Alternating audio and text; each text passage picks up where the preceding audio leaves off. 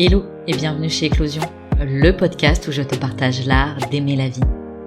Moi c'est Chloé, praticienne en soins énergétiques. J'accompagne ceux qui le souhaitent à prendre conscience de leur potentiel et à faire rayonner leur lumière. Ici, je te propose des pistes et sujets de réflexion pour éclore à toi-même et faire éclore tes projets et aspirations. Si tu souhaites faire le plein de bonnes vibes, d'inspiration et de motivation, compte jusqu'à 3 et ensemble, on y va.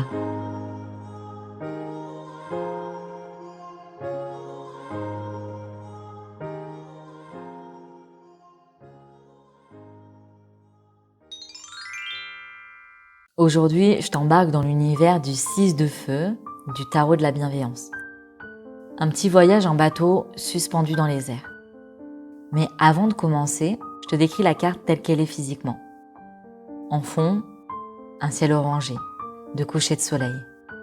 Au centre, un immense voilier, suspendu à son sommet par un ballon de montgolfière doré, lumineux et rayonnant. Autour d'elle gravitent 5 autres montgolfières, lumineuses elles aussi, mais plus petites. Sur la coque du voilier, on devine une boule de feu, lumineuse, alignée avec le ballon de la montgolfière. Cette carte m'inspire la transformation, le changement.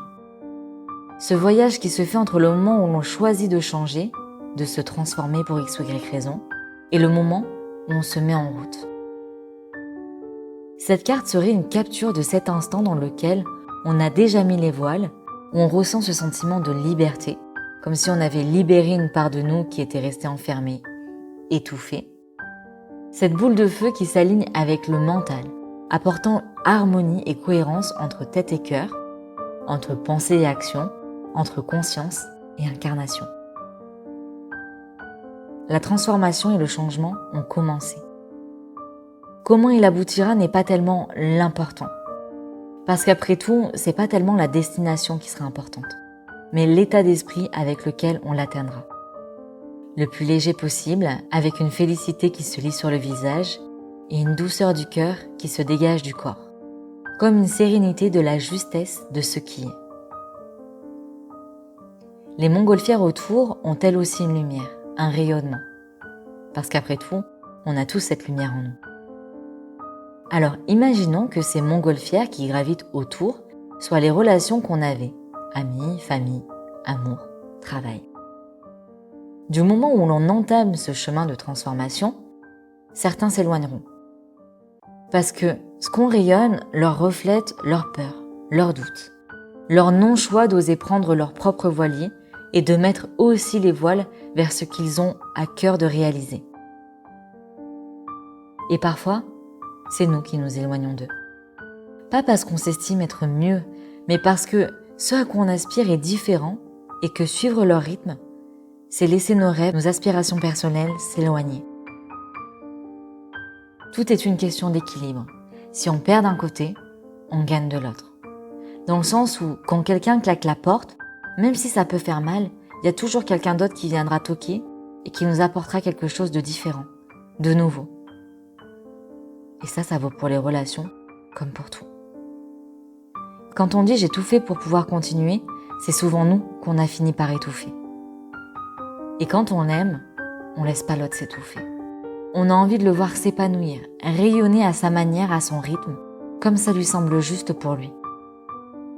Mais revenons à nos montgolfières. Comme je disais, elles ont chacune leur lumière. Ça veut dire que chacun peut à un moment donné ou à un autre illuminer le chemin de quelqu'un d'autre, même sans s'en rendre compte. On a tous cette capacité à contribuer au plus grand bien de tous.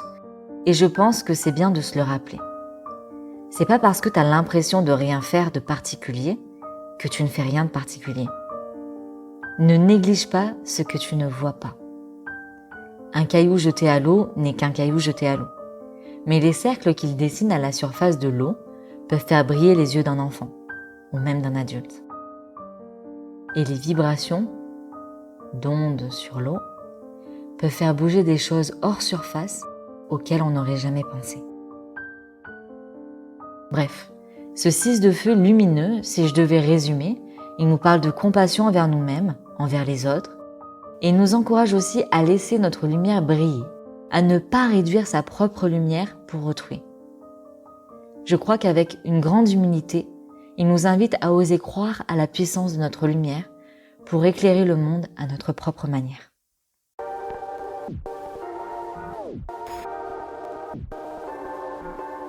Et voilà, c'est déjà la fin de cet épisode, j'espère qu'il t'aura plu et surtout qu'il t'aura inspiré. Si tu souhaites découvrir un peu plus de mon univers ou prolonger l'aventure, tu peux t'abonner à mon compte Instagram eclos.si.ion. Je sais, c'est pas le nom le plus simple, du coup tu peux aussi le retrouver dans la barre de description. Dans tous les cas, on se donne rendez-vous la semaine prochaine pour un nouvel épisode et d'ici là, je te souhaite une belle semaine et t'envoie full love sur ton joli cœur de doué. Prends soin de toi.